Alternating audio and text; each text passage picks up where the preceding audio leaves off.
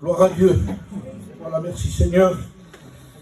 Nous n'avons pas essayé de créer une certaine atmosphère. Vous savez que nous sommes contre ces choses-là parce que ça falsifie. Une atmosphère falsifie la vraie présence de Dieu. Donc nous laissons toute la place à la parole de Dieu. C'est ce qui permet justement de pouvoir savoir où nous en sommes aujourd'hui. Il y a un mot qui m'a effrayé. Je vais vous dire un mot qui m'a effrayé. Et je voudrais vous partager ce mot qui m'a fait peur. Amen. La Bible effraie. Quand vous la lisez telle qu'elle est, je vous promets, c'est une terreur. Une terreur si nous ne nous conformons pas aux choses de Dieu, si on ne se soumet pas à Dieu. La plus grande chose qui pourrait arriver à quelqu'un, c'est que Dieu soit contre lui. Si Dieu est avec nous, qui sera contre nous? Alors ne cherchons pas à avoir des bonnes réunions, comme on dit souvent, mais surtout à nous assurer plus que jamais dans les temps qu'on vit, à savoir si Dieu est avec nous. Amen. Donc c'est à nous de faire un examen. Examinez-vous vous-même. Nous n'avons pas à juger les autres, on se juge soi-même pour savoir si nous sommes dans la foi. Et l'apôtre Saint Paul disait, ne reconnaissez-vous pas que Christ est en vous, en nous. Au moins il dit que vous ne puissiez pas donner des preuves de votre christianisme, dit une version. Donc le mot qui m'a effrayé, c'est celui-ci, je vais vous le lire déjà. Et nous allons prendre à cœur la parole de Dieu, avoir du respect pour la parole de Dieu. Je ne parle pas de niveau spirituel, ici c'est du respect pour Dieu. Et je crois que chacun de nous pouvons nous en sortir dans les temps qu'on vit. Mais nous avons besoin de ramer, frères et sœurs. Il faudra ramer. Je vous promets que le vent se lève, il est contraire de plus en plus. Mais je vous certifie que si c'est vrai qu'on rame, et que c'est pour la volonté de Dieu, dans la direction de Dieu, la Bible dit que Jésus vit qu'ils avaient beaucoup de peine à ramer. Ça veut dire que le Seigneur voit que quand on a de la peine à ramer, le Seigneur voit quand on veut continuer, qu'on ne veut pas lâcher, qu'on ne changera pas cet évangile que nous avons reçu.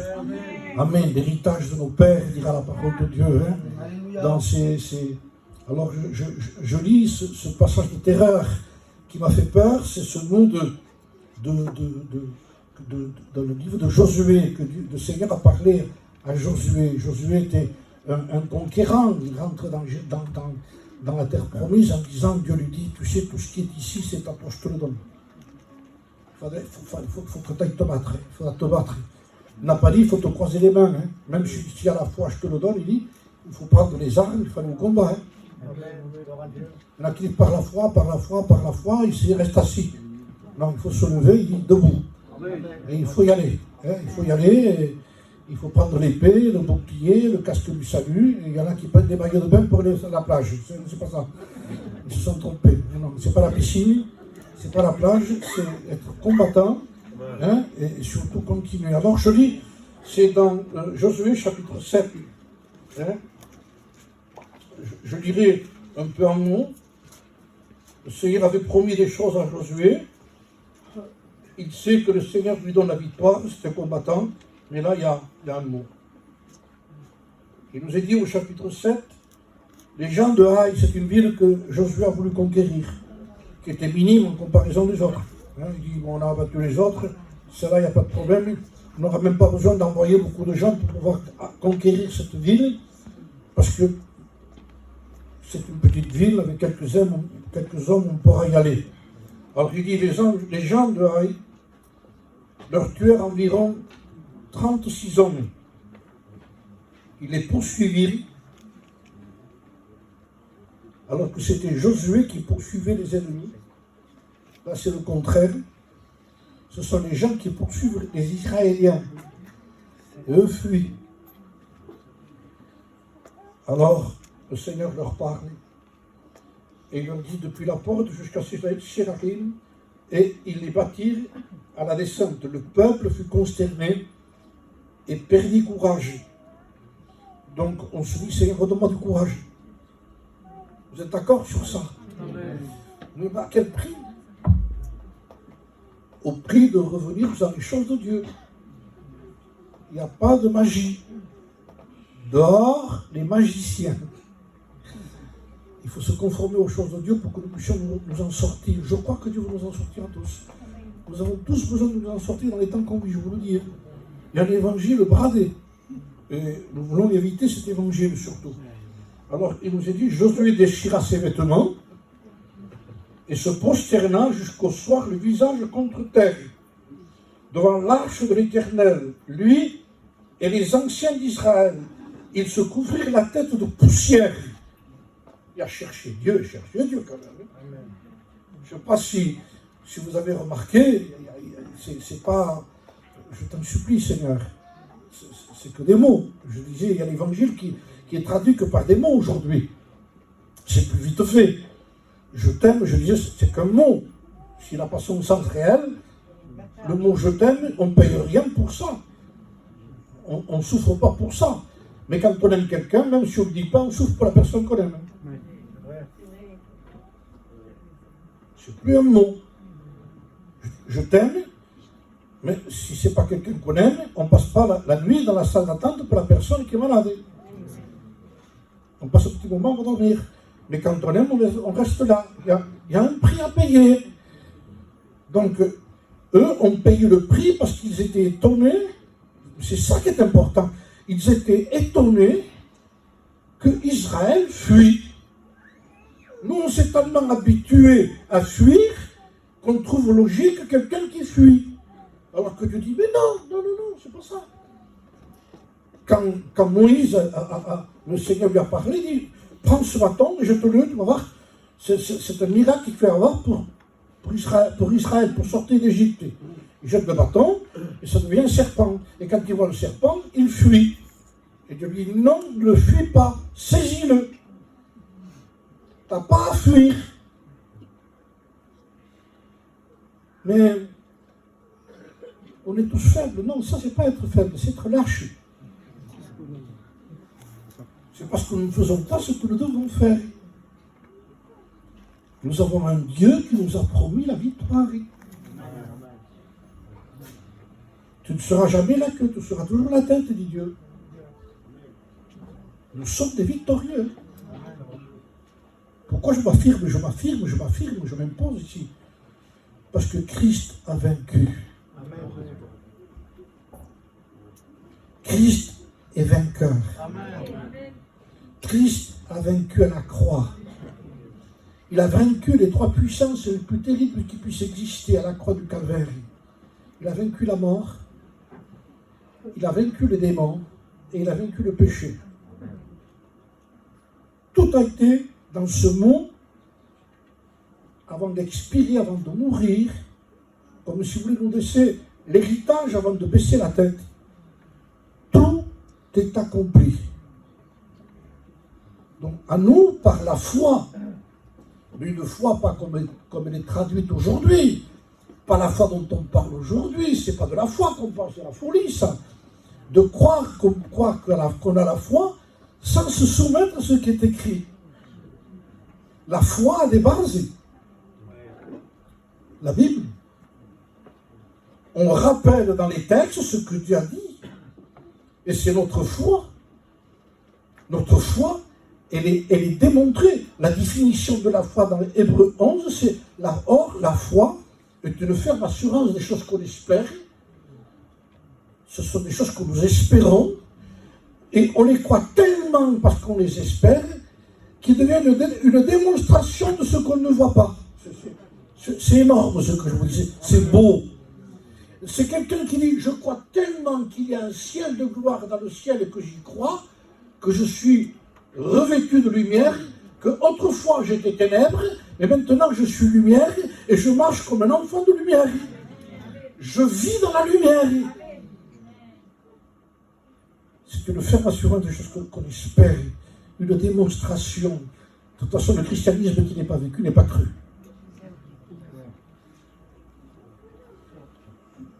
Le Dieu invisible est devenu visible par sa création. Non. Le Dieu invisible est devenu visible par ce qu'il a créé. C'est pour ça que Paul disait, ils sont donc inexcusables de ne pas se convertir avec un arbre. Oui, mais il faut une réunion. Non, un arbre peut te convertir. Pourquoi? Parce que l'arbre, c'est Dieu qui l'a créé. Donc le Dieu invisible devient visible par ce qu'il a créé. Vous comprenez ce que je vous dis?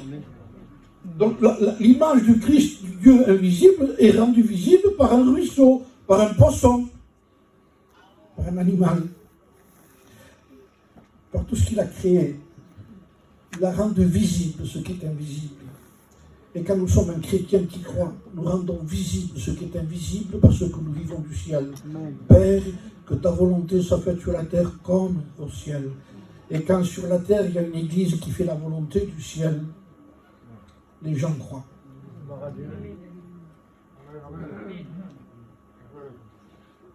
J'ai aimé ce texte qui dit, lorsque Pierre et Jean, j'en parlais encore hier avec Mike ici, lorsqu'ils sont arrivés, Pierre et Jean, devant la porte du temple, il y avait le paralytique. Pierre et Jean ont dit au paralytique, ils n'ont pas dit, écoutons-nous, mais regarde-nous. Parce qu'il y a trop de mots aujourd'hui. Si Pierre et Jean aujourd'hui, je vous aurais apporté une prédication devant le paralytique et que vous auriez eu honte de prêcher derrière. Mais l'autre ne sait pas tant prêcher. Il a un témoignage plus grand que celui qui prêche bien. Alors il dit au paralytique, regarde-nous. Donc il dit, écoute le message que je vais t'apporter sur le retour de Jésus-Christ. J'ai besoin de marcher, moi, il dit. C'est ça. Vous voyez que c'est différent. La connaissance a remplacé l'expérience. Et aujourd'hui, on dit que quelqu'un connaît, il dit quel homme de Dieu. Non, quelqu'un qui vit, c'est quel homme de Dieu. Quelqu'un qui prie, c'est une femme de Dieu. C'est quelqu'un qui cherche Dieu. Et que quand il faut s'humilier, il s'humilie de la façon de la Bible. On n'a plus la même façon de s'humilier aujourd'hui. Je t'en supplie, je m'humilie. C'est que des mots. On a trop traduit au drive, je disais, on passe à la vite fait. Servez-moi comme ça, vite fait, servez-moi. Non, c'est toujours les mêmes mots. Jésus-Christ est le même hier, aujourd'hui, éternellement. Il est le même, non pas dans les promesses qu'il nous fait pour être guéri, mais dans les mêmes exigences qu'il a demandé hier. Alors l'Église est en train de se faire une doctrine, une façon de vivre à soi-même. Et il y a plus de mots et plus de beaux sermons que de témoignages. Et le témoignage n'y est plus. Et on continue comme ça. On a des défaites, des ruines. On légalise tout, on dit c'est normal, on vit la fin des temps. Oui, mais d'accord, mais la présence de Dieu, il faut qu'elle y soit. Oui, non. Nous avons besoin de la présence de Dieu chez nous. Et c'est le mot terrible que je vous dis ici. Écoutez bien, il cherche Dieu d'une façon qui est biblique, dans l'humiliation. On ne cherche plus Dieu de cette façon. Eux, ils avaient une méthode pour chercher Dieu. Ils démontraient par un sac, par de la cendre, en se jetant de la terre sur la tête, en se prosternant. Vous allez dire, mais il a passé, vous avez vu ce qui est écrit, hein, Josué, il dit qu'il déchira ses vêtements, se prosterna jusqu'au soir le visage contre terre, devant l'arche de l'Éternel, lui et les anciens d'Israël, ils se couvrirent la tête de poussière. Et Josué dit, ah Seigneur éternel, pourquoi tu nous as fait passer le Jourdain? Comment veux-tu qu'on sorte dans un monde qui ne appartient pas? Comment pouvoir conquérir encore des âmes? Comment pouvoir être vainqueur dans un pays, dans un monde où il n'est pas à nous? Nous sommes péchés, nous, ici. Donc on ne pourra pas gagner. Alors Josué est en train de s'humilier profondément, non pas par des mots. Et j'ai aimé toujours répéter ce qui est écrit dans la Bible par rapport au titre qu'il y a après les évangiles, Actes des apôtres. Ça parle de lui-même. C'est parce qu'on ne s'arrête pas sur les mots. Mais ça parle de lui-même. Il n'est pas dit parole des apôtres. Pourquoi les actes sont tellement forts? Parce que c'est des actes. Amen. Voilà pourquoi les actes sont forts. Pourquoi tant de résultats? Parce que c'est acte des apôtres. Pourquoi tant d'amour? Parce que c'est acte des apôtres. Pourquoi tant de persévérance? Parce que c'est acte des apôtres. Pourquoi tant de prières? Parce que c'est acte des apôtres. Pourquoi Pierre est prisonnier, entouré, enchaîné, avec des gardes dedans, des gardes dehors? Il faut qu'il meure le lendemain avec des décapité, on va le tuer. Alors on a pris les précautions pour qu'il ne sorte pas. L'église prie. Acte des apôtres. Il y a un frère qui s'appelle Marc, qui est à l'intérieur, il y a une église de prière, une réunion de prière. Une vraie réunion de prière. Vous n'avez pas envie de retrouver des réunions de prière? Non, j'ai envie, frères et sœurs. Moi, je suis nostalgique presque aujourd'hui, parce que je sais les temps qu'on vit, j'ai connu certains temps, et j'ai vu la dégradation qui s'est passée au lieu d'avoir de l'amélioration. Et on appelle une réunion de prière, c'est un mutisme total. Alors, même parfois dans certains cultes, après un culte, il faut faire chanter un cantique. Frère, c'est pas le moment de chanter quand il faut prier. Il y a un temps pour tout quand même. Après une réunion, au lieu de chanter, pourquoi on ne passe pas un moment de prière? Parce que les gens s'ennuient. On s'ennuie. C'est pesant. C'est vrai ou pas ce que je vous dis? Quoi de plus difficile que prier? Mais quoi de plus utile que prier?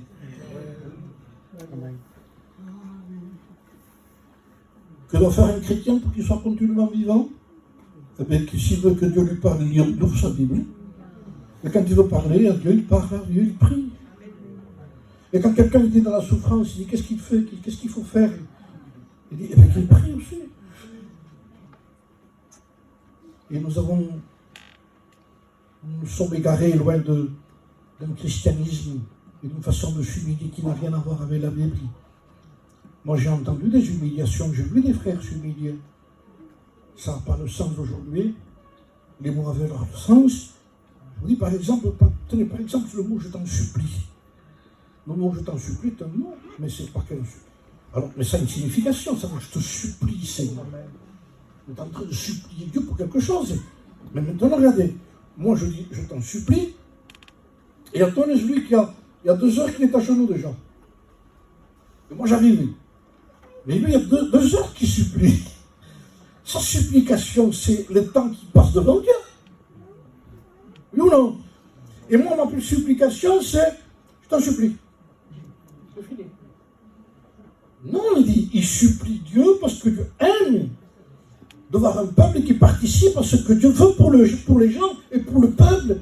Il nous a fait participer de sa nature divine. Il veut qu'on re-rentre. Si je dis qu'on re-rentre, c'est parce qu'on est sorti. Je rappelle le texte que j'ai cité hier de Moïse, lorsqu'il a vu que le peuple était en dégradation, il y descend. Parce que le peuple s'est corrompu. Le peuple en bas est en train de... Et même Josué croit, lui, qu'il y a une guerre en bas. Le peuple est en train de se battre. Il dit non, comme on voulait malheureusement, non.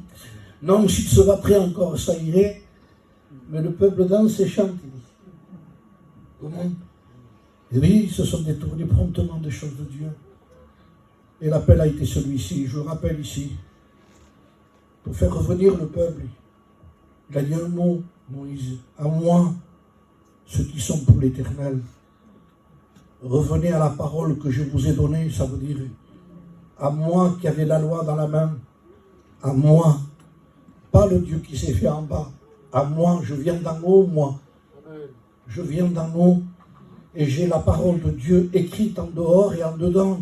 Parce que le vrai témoignage de quelqu'un, c'est ce qui est écrit en dehors et en dedans aussi. Amen. Les Écritures, ce n'est pas simplement qu'il y ait quelque chose qui est dehors, c'est dedans, bien sûr. Mais quand quelqu'un les a dedans, il les a dehors. Il y en a qui disent le principal, c'est le cœur. Mais si tu as le cœur qui est dans les Écritures, dehors aussi. Hein. L'arche, il fallait qu'elle soit enduite en dehors et en dedans, sinon elle coulait aussi. Hein. La Bible, c'est du dedans et du dehors. Ça veut dire que si tu es chrétien et chrétien en dedans, ça se manifeste à l'extérieur. Tu as un témoignage à rendre. Tu as un habillement à rendre. Amen. On dit, l'habit ne fait pas le moine. Je vous certifie que c'est difficile de reconnaître un moine s'il n'est pas bien moine. Alors, il faut avoir une révélation. Vous voyez quelqu'un passer avec une raquette et un tennis, et vous dites, c'est un moine, ça. Ben, comment il fait?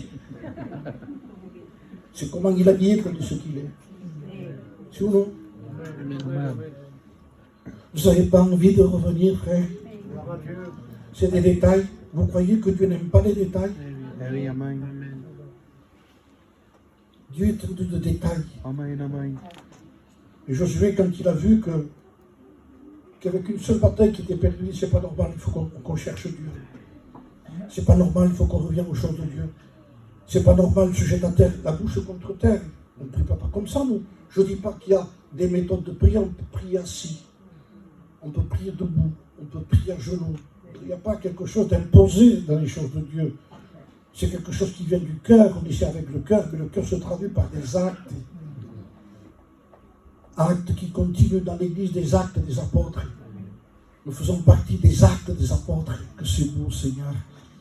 Des actes des apôtres, d'un homme qui a su se taire, comme Étienne, devant les accusations, et qui, au lieu d'avoir de la haine contre ceux qui l'accusaient, il avait un visage d'ange. Je vous promets que quand on vous accuse, vous n'avez pas un visage d'ange. Si on vous dit des choses contre vous, ça se voit au regard. Vous n'avez pas vu avant le cœur de l'homme, le livre sur le cœur de l'homme? Il y en a qui ont eu ce livre-là. Ce qui dit le cœur de l'homme. C'est une image de quelqu'un qui avait le Seigneur, qui s'était converti, après qu'il laissait le Seigneur. On voyait à son visage qu'il avait laissé. Il y avait une expression de... Et Étienne a gardé un visage comme un visage d'ange. On ne peut pas l'avoir ça quand quelqu'un vous jette une pierre. C'est pas possible. Alors comment il a rendu possible? C'était un surhumain, c'était un extraterrestre? Non, c'était quelqu'un qui aimait Dieu. Et il aimait tellement que Dieu a mis de l'amour dans son cœur pour ceux qui étaient devant lui. Il ne peut pas aimer l'ennemi, frère et soeur. C'est pas vrai. Mais Dieu nous donne à pouvoir le faire. Quand nous sommes capables de vivre ce que nous nous demande de vivre. Cherchez pas à avoir certaines choses sans vivre avec Dieu, ça ne marchera pas. On voudrait tout de Dieu sans avoir contact avec lui. C'est impossible, frère et soeur. On ne peut pas avoir sa nature si nous n'avons pas de contact avec lui. Je disais un jour, le fer par lui-même n'attire pas le fer. Le fer, prenez un morceau de fer, vous le mettez sur le fer, ça n'attire pas. Maintenant, prenez un aimant, mettez-le vers le fer. Vous voyez que le fer bouge dessous. Vous l'approchez, le fer commence à bouger. Et si vous l'approchez un peu plus, il s'attache à l'aimant. Mais si vous prenez après le fer là, et vous le laissez toute la nuit sur l'aimant, vous sortez l'aimant, vous prenez le morceau de fer, vous l'amenez vers du fer, ça attire. Comment ça se fait? Pourtant il ne l'avait pas ça lui. Il ne l'avait pas, c'est pas un aimant lui, c'est un morceau de fer. Mais il a eu tellement de contact avec l'aimant qu'il a pu attirer, qu'il n'attirait pas. Seigneur, je voudrais tellement être béni, ayant contact avec lui. Amen. Seigneur, je voudrais tellement attirer les âmes, ayant contact avec lui. Je voudrais tellement qu'il voit ta gloire, ayant contact avec lui. On ne peut pas avoir quelque chose que nous n'avons pas par nature. C'est lui qui l'a. Vous sondez les Écritures parce que vous pensez trouver la vie en elle. Il y en a qui sondent les Écritures pour avoir une tête énorme. Il dit, c'est pas le but, il dit. Hein. Les Écritures rendent témoignage de moi et vous ne voulez pas venir à moi pour avoir la vie. Ça veut dire que si vous lisez, vous irez à lui. Quand on lit vraiment, on va à lui. Je n'ai pas encore dit le mot terrible. Je vous le prononcer.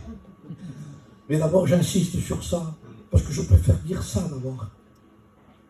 Pour que nous comprenions ce que c'est après ça. Josué est en train de prier, de déchirer ses vêtements et de crier à Dieu et de lui parler. Quand on cherche Dieu, Dieu nous parle. Maintenant, il y a des gens qui cherchent à faire dire à Dieu ce qu'ils ont envie d'entendre et non pas ce qu'ils ont besoin d'entendre. Si on vient dans les conditions de dire « je voudrais que tu me dises ça », c'est même pas la peine que tu t'approches, ça ne sert à rien. Je te dirai ce dont tu as besoin, pas selon ce que tu as envie. On a besoin, les frères. On a besoin simplement, je vous le dis simplement, frères et sœurs, on ne s'en sortira pas. On peut être défaitiste, réaliste. Écoutez bien. Il se couvre de sa grâce, Seigneur. Verset 10. Maintenant l'Éternel parle. Tu me cherches, je te parle. L'Éternel lui dit à Josué, lève-toi. Pourquoi est-ce que tu es ici couché sur ton visage? Israël a péché.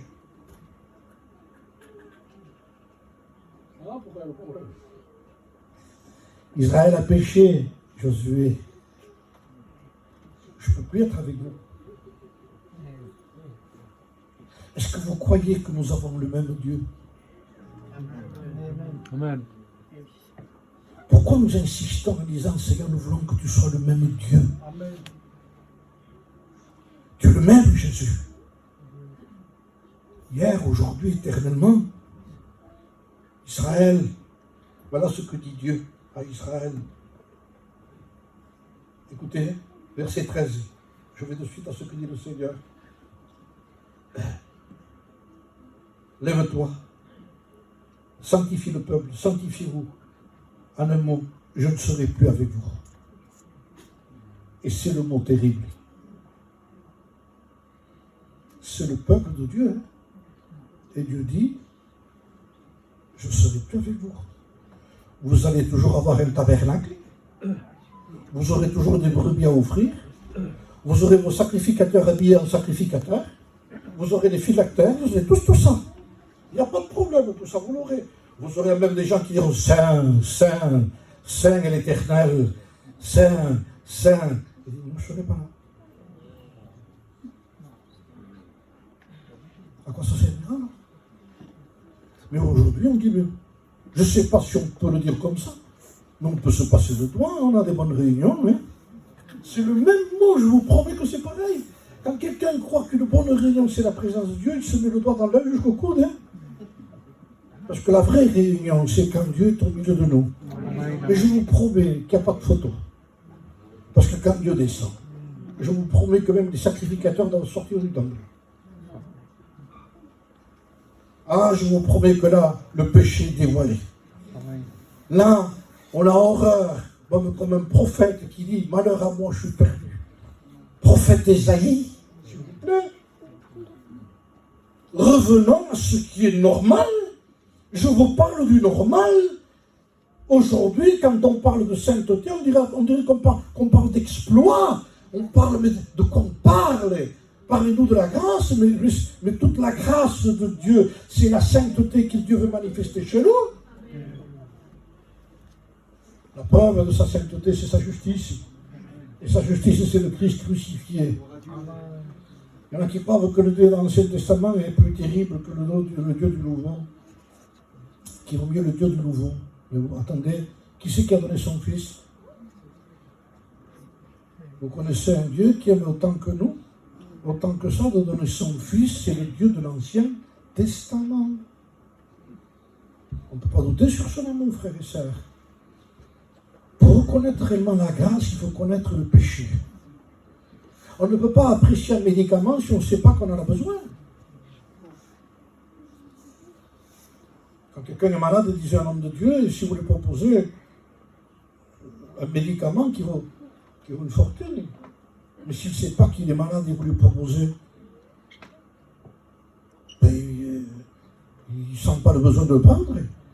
Mais on insiste tellement, prends-le le médicament, prends-le. Ça, c'est la prédication d'offrir la grâce sans savoir qu'il y a le péché. Prends-le le médicament, prends-le. Alors du coup, tu dis, bon, ça va, je le maman. Ça va, je le prends. Parce qu'il a pitié presque du prédicateur qu'on sent qu'il est rempli d'amour. Alors, mais il ne sait même pas pourquoi il le prend, lui. Mais si quelqu'un sait la maladie qu'il a, et qu'il sait qu'il en a pour peu de temps à vivre, et que justement la personne amène le médicament d'un pays éloigné et qui dit, je l'ai moi le médicament, hein. Il a eu du résultat, je vous promets, tu le bois, il n'y a pas de problème, tu es guéri, tu sors demain de l'hôpital. Je vous promets qu'il n'est pas fini de parler, qu'il le prend, et il se le boit de suite. Mais ça, c'est connaître la grâce par rapport au péché, par rapport au mal. Je ne sais pas s'il ne faudrait pas revenir aussi à la vraie prédication de l'évangélisation.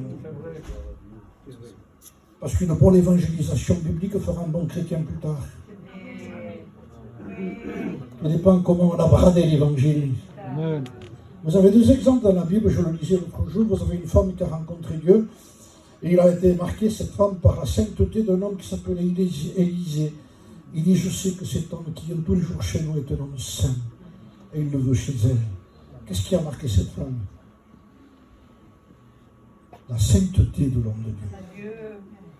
Alors il dit, je veux ça chez moi. Maintenant, vous en avez un autre qui s'appelle Simon le magicien, qui a été baptisé par Philippe aussi. Et il suit Philippe partout. Il est intéressé. Et si vous lisez cette histoire, vous trouverez le mot étonné. Il était étonné de tous les miracles, étonnement. Mais pas repentance, pas conversion, pas nouvelle naissance, pas sainteté. Pas étonné de la sainteté, mais étonné parce que c'était un homme qui était attaché à tout ce qui est visuel, à tout ce qui est miracle, à tout ce qui est extraordinaire dans l'évangile, vous voyez? Alors il a fallu un Pierre pour dévoiler tout ça, sinon il passait à l'école biblique, lui aussi, plus d'arrêt. On l'avait baptisé. Mais oui. Alors il s'est rentré avec sa Bible, on lui dit, quand est-ce que tu y vas? Et quand Pierre est arrivé, il dit, qui tu veux faire monter? Il a un cœur tortueux. Repentant de ta méchanceté, il dit, parce qu'il voulait imposer les mains, il voulait payer le Saint-Esprit, il voulait payer les choses pour avoir du résultat. On veut payer du résultat, on paierait à tout prix. Vous avez des prédicateurs qui paient à tout prix, ils veulent nous épater chez nous, ils veulent venir chez nous. Frère, vous êtes un peuple qui connaît les choses de Dieu, vous. L'évangile n'est pas aujourd'hui, j'étais en train de regarder, j'étais assis, je regardais les gens de Montpellier. Montpellier, ça rappelle plus loin que Montebello, hein, Serenade. Bordeaux, Gabo qui venait de se convertir avec Moulou, j'étais là moi. J'étais avec mon camping, je suis resté 3-4 mois. Bordeaux m'avait laissé l'église pour la garder pendant 3-4 mois. Mais ça priait. On connaissait moins, mais on vivait plus. Amen. Amen. On a poussé la vie par la connaissance, on ne sait plus sur Dieu. Amen. Alors Dieu nous dit, tu continues dans le péché, tu crois que je serai avec toi. Mais qu'est-ce que c'est que cet évangile? Tu continues à avoir de la haine dans ton cœur et tu crois que je serai avec toi. Tu légalises de ne pas parler à quelqu'un. Mais c'est comme ça. Hein? De toute façon, moi je change d'église. Moi ici, lui là-bas. Et au moins on était tranquille, toi ici et toi là-bas, sans parler à quelqu'un. L'endroit t'a changé. C'est le serpent qui change de peau et il rampe toujours, disait l'homme de Dieu. Il y a un animal qui n'est pas pareil. Et vous le savez. Lui, il rampe. Mais plus tard, il vole. C'est la chenille.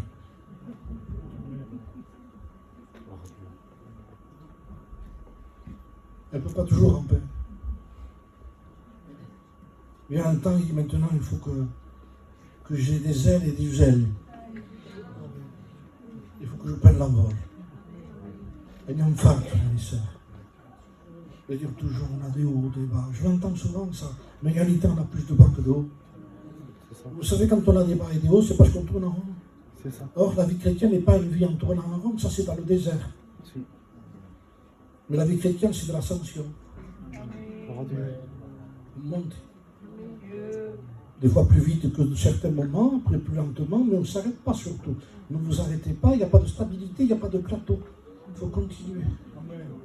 Amen. C'est dur, mais nous avons des frères derrière. J'ai monté des escaliers, et parfois certaines personnes ont monté des escaliers. Combien ça aide quand vous mettez la main derrière le dos de quelqu'un? On dirait qu'il ne monte plus les escaliers. On me l'a fait à moi. Je montais des escaliers, et tout d'un coup, on m'a mis la main derrière, et ils m'ont poussé comme ça. On dirait que je ne montais pas des escaliers. Mais pourquoi? J'avais une main derrière. Et ça, c'est l'église, frères et sœurs. Amen. Ce sont ceux qui montent qui vous aideront à monter. Ce n'est pas quelqu'un qui descend. Quelqu'un qui descend te critiquera. Il va en faire plus que les autres, lui. Non, pas du tout. Pas du tout. Pas du tout. On croit tellement au Seigneur, on veut tellement le respecter qu'on veut garder sa parole. Parce que ce qui honore Jésus-Christ, c'est ce qu'il a dit en sa prière dans Jean 17. Père, il dit Père, ils ont gardé ta parole. Il dit regarde Père, ça me réjouit. Ce qui me réjouit, c'est qu'ils ont respecté ta parole. Parce que Jésus n'a rien dit, jamais rien dit de lui-même, c'est écrit. Hein. Je fais tout ce que le Père m'a dit de dire, je dis tout ce que le Père m'a dit de faire. J'ai rien fait de moi-même, rien. Tout ce que je vois que le Père fait, je le fais. Et quel est le rôle du Saint-Esprit aujourd'hui chez nous? Il y en a qui disent que le Saint-Esprit fait faire ce qu'il veut. Pas du tout. Le Saint-Esprit fait ce que Christ lui a dit de faire. Il prendra ce qui est à moi, vous l'annoncera, il me glorifiera. Donc ça veut dire, ce n'est pas le moment de glorifier le Saint-Esprit, c'est le moment de glorifier Christ par le Saint-Esprit. Et que fait l'Église sur la terre? Ben, c'est son épouse qui se sanctifie, qui se prépare comme une épouse pour son époux. Et son épouse aime son époux, elle est fidèle. C'est une fiancée fidèle. Parce que de toute façon, si une fiancée n'est pas fidèle, le mariage se coupe.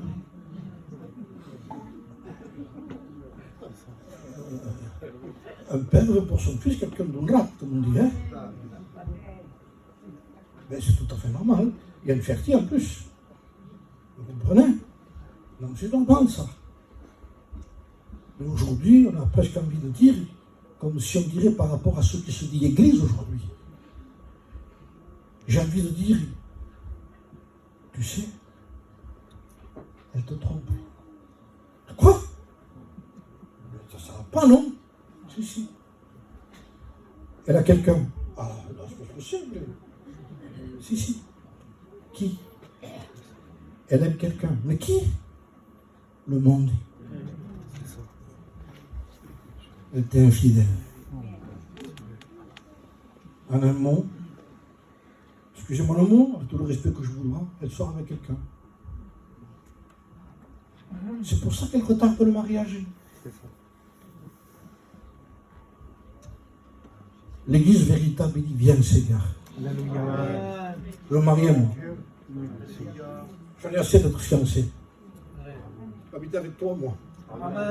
Mais quand c'est la question qui a été posée à Rebecca. Il a été trouvé. Eliezer l'a rencontré. Maintenant, il dit, on l'amène chez les parents. Ça y est.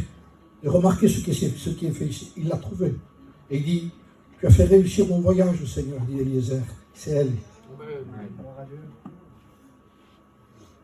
Et de suite après, il lui donne des anneaux, des bracelets. Et un frère faisait remarquer, les dons sont donnés après l'avoir rencontré, pas avant.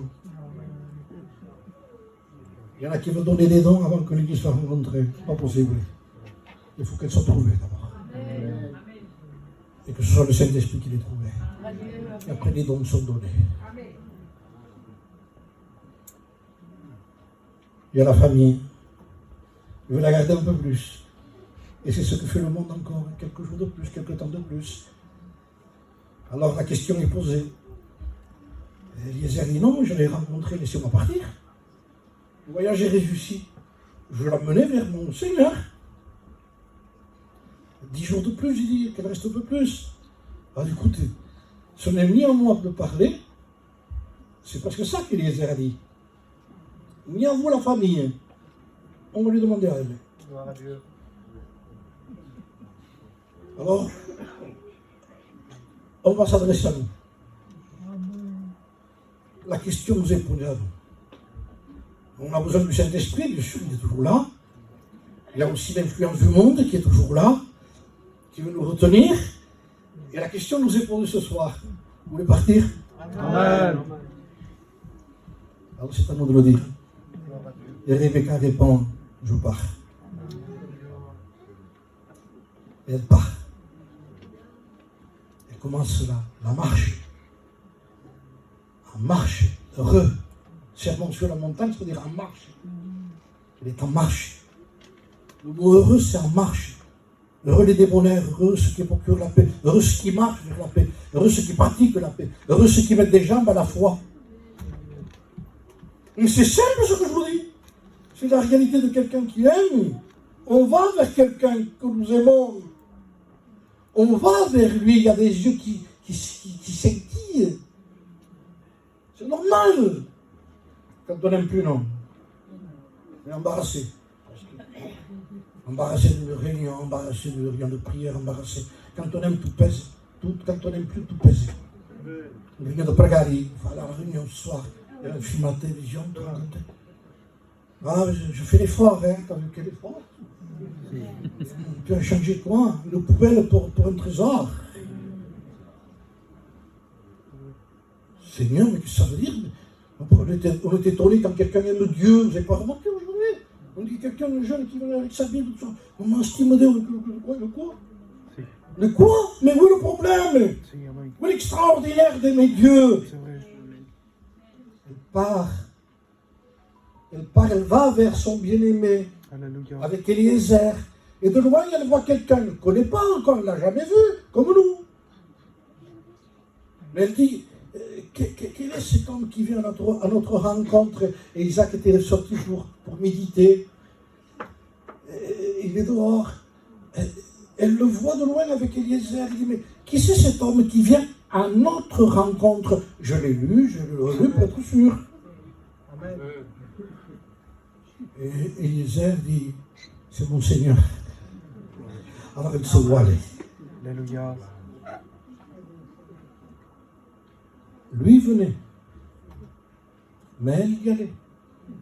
Amen. Il faut être deux. Amen. Amen. Il y en a qui disent, viens. Et toi? Si, c'est ça. Moi, je vais au cinéma. Je vais à la mer. De la pêche. C'est pas un problème. Hein. Faut aller, pour aller à la pêche, il vaut mieux aller à la pêche que pêcher. Donc, pour y aller. Il n'y a rien. En réalité, il n'y a rien qui est interdit. Dans certaines choses qui n'est pas le péché, tout est permis. Sinon, ce ne serait pas écrit. Mais tout n'est pas utile. Et pour le chrétien, ce n'est pas de savoir si c'est permis, c'est de savoir si c'est utile. Amen. C'est ça. Bien sûr, tu peux aller faire une pétanque, c'est pas mal. Mais tu crois que tu peux faire 3, 4, 5 parties de pétanque? Tu pourrais pas peut-être. Est-ce que c'est plus utile de jouer à la pétanque que de lire la Bible? Qu'est-ce que tu as pensé?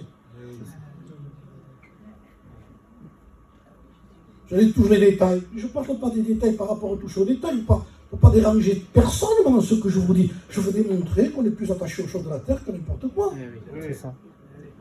L'Église est en marche. Et quand l'Église sait, elle ressent que Dieu n'est plus là, alors je vous promets qu'elle se fait du souci. C'est vrai. Elle ne voudra qu'une seule chose, c'est que Dieu revienne. Vous voulez le retour de Jésus-Christ, mais sans qu'il soit au milieu de nous, il vaut mieux pas qu'il revienne alors. Parce qu'il va nous surprendre dans un état de péché. C'est ça. Et là, ça va être un jour terrible. Alors que si nous réglons nos problèmes ici d'abord,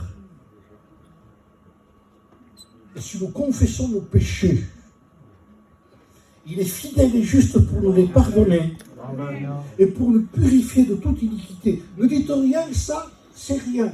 Là, c'est dangereux. Seigneur, montre-moi ce que c'est. Montre-moi l'horreur de ce que c'est. Ouvre mes yeux pour que je voie. Seigneur, je ne le vois pas comme toi, moi, mais quand on cherche Dieu, je vous promets que les choses qu'on ne voyait pas, on les voit.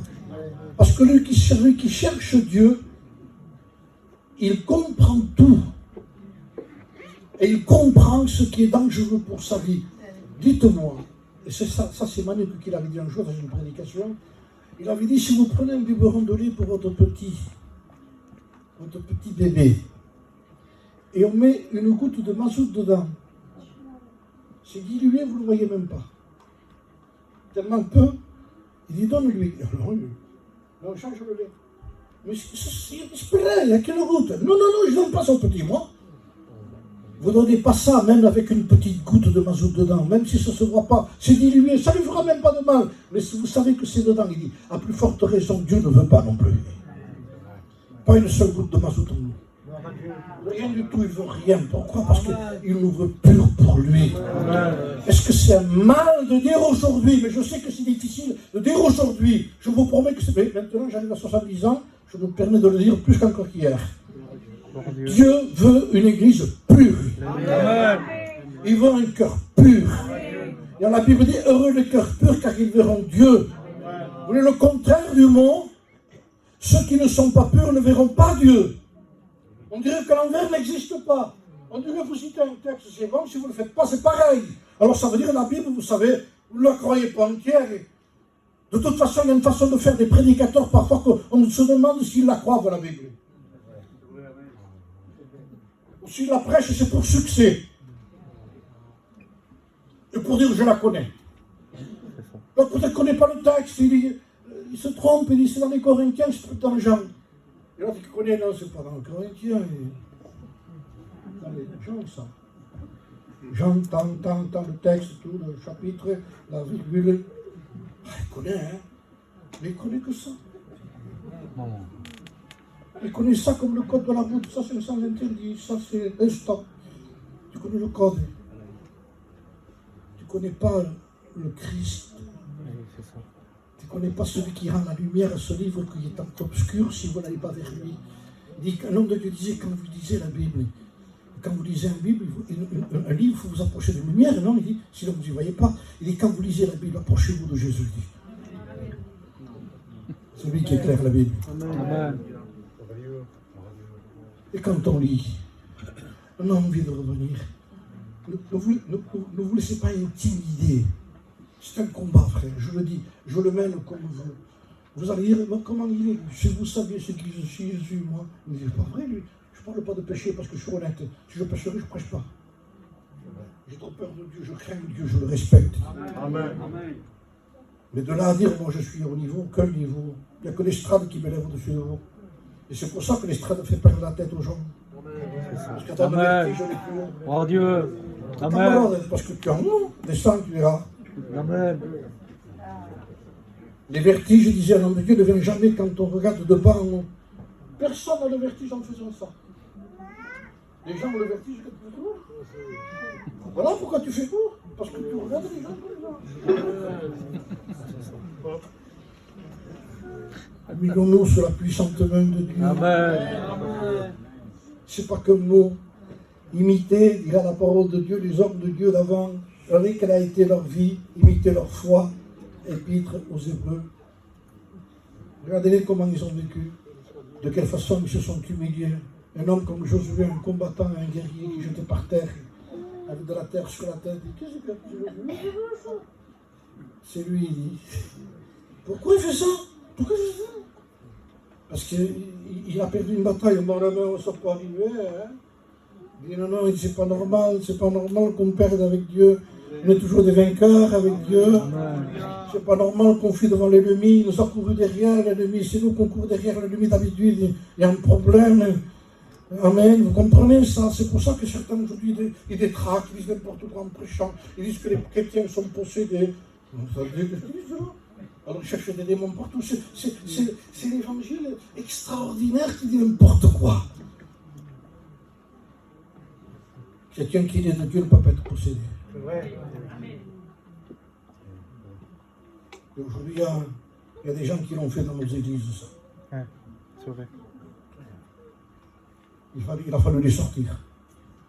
Heureusement qu'il y a des frères qui sortent encore aujourd'hui, qui remettent la parole de Dieu à leur hauteur. Gloire à Dieu. Et qui savent que seule la Bible peut juger les sentiments. Amen. Seule la parole de Dieu pénètre, jointure et moelle.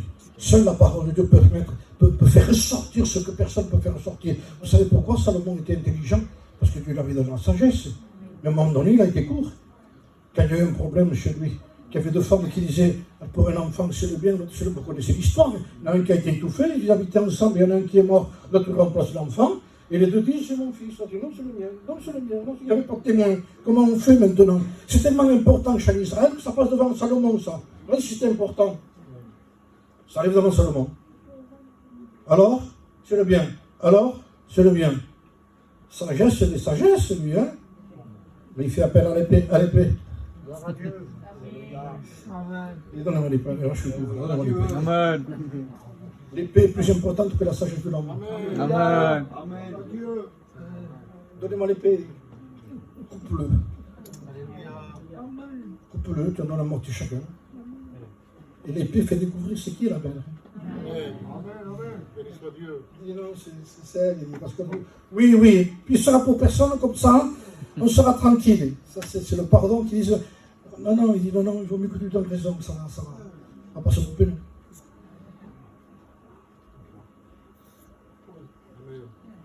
Il a dit non. Vous voyez? C'est pas la mère, il n'aime pas. Mais quand la mère aime, il y a la chouta. Ça va. Dieu le voit. Je te pardonne ma soeur, je te pardonne mon frère. L'épée est venue. Amen. Alors notre Seigneur dit c'est elle qui a raison. C'est que tu veux voir. Parce qu'elle veut la paix, notre nom, notre bon disputes.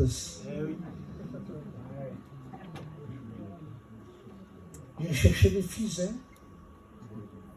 Moi, je dirais rien, mais j'ai des enfants. Tu fais des menaces. Méfiez-vous quand les familles parlent comme ça. Moi, je dirais rien parce que moi, je suis un chrétien, mais j'ai la famille derrière. Tu sais, ils sont pas commodes. Hein. Tu me fais des menaces. Tu n'aurais pas dû le dire, ça. Parce que si c'est vrai, tu freines ta famille. Toi, je ne dis rien surtout. Ne bougez pas surtout. Hein. Ça ne vous concerne pas, ça. Hein. C'est une affaire chrétienne, ça. Ça n'a rien à voir, ça. De toute façon, c'est bon. Hein. Laissez tout tomber, ça va. Mais il y en a, c'est des guerriers.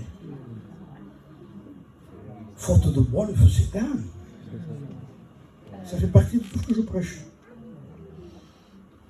Si on veut que Dieu revienne, il faut tout confesser.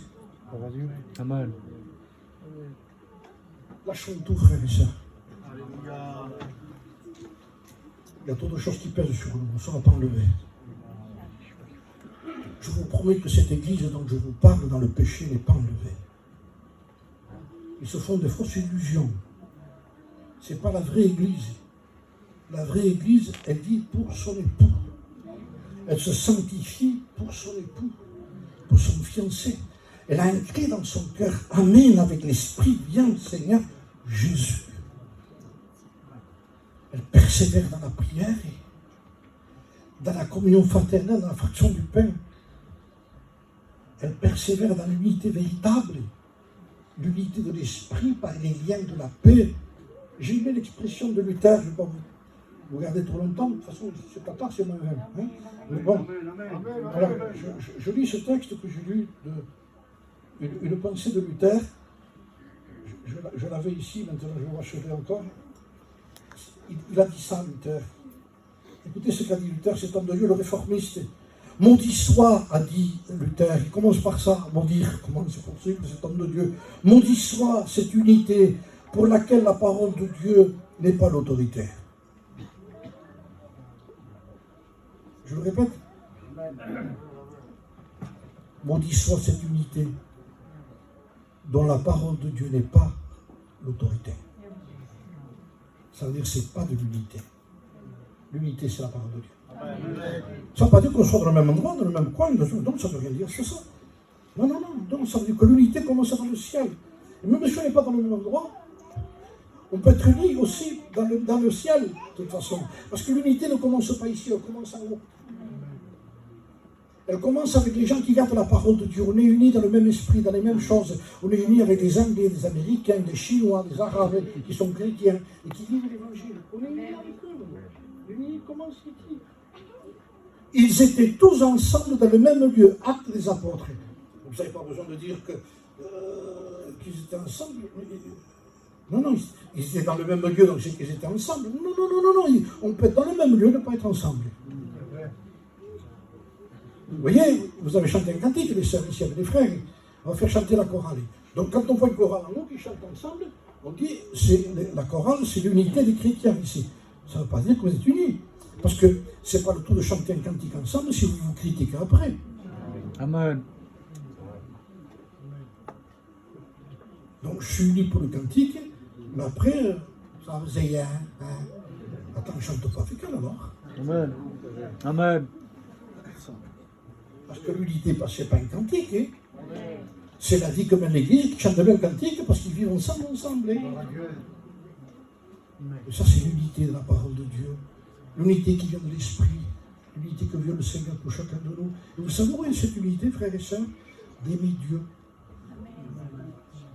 Dieu a des fils partout. Il a des filles partout. Il a des filles qui souffrent pour faire la volonté de Dieu et qui pleurent en disant, Seigneur, je ne veux pas abandonner. Je ne veux pas lâcher, Seigneur. Et moi, je la vois, moi, cette personne-là, qui ne veut pas passer des compromis, qui est au pied du mur. J'ai écouté les chrétiens au début. J'ai une église qui a toujours prié. Je le dis parce qu'elle a été enseignée dans ce sens. Hein? Donc, j'ai un père spirituel qui nous a amené à ça. Hein? Tout le monde le sait ici, de toute façon. Hein? Celui qui m'a baptisé, c'est Manico.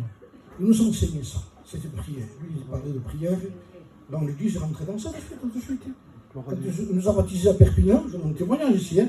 Quand il nous a baptisés à Perpignan, après, il a dû partir. On ne faisait que prier, non?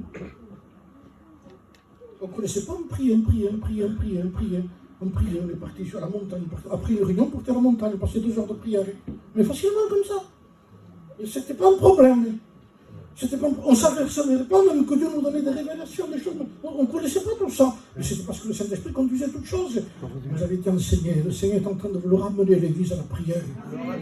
Le Seigneur veut ramener le peuple à la prière. Et dans la vraie unité de la prière, nous allons nous retrouver dans le même sens.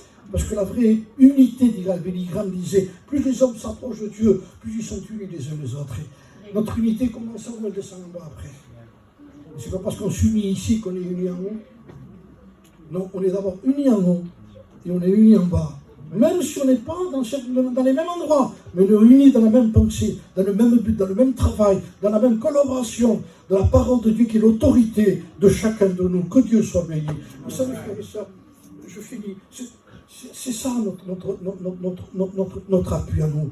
C'est, comme disait Paul, mais que dit l'Écriture? Il pose la question.